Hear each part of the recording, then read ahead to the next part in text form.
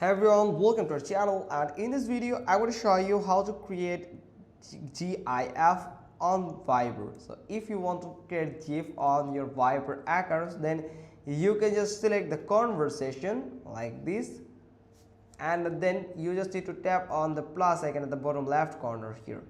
So here you'll find the apps icon here, apps option. Now tap on it, and the very first one, like create your own GIF.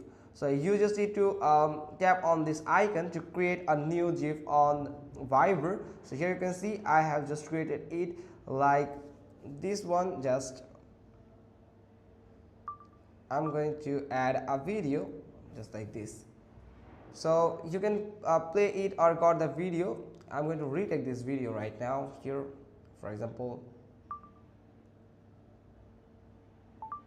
Now just like this, I have just moved a little bit my camera, so I'm going to select a exact option section where it can be used like a GIF. So that's how you can just download your GIF by tap on this arrow icon here at the bottom left corner, or you can send this GIF by tap on this send button here. So if you tap on send, then you will find it will process your video as a GIF, and here you can see it has created the GIF and send it to the conversation.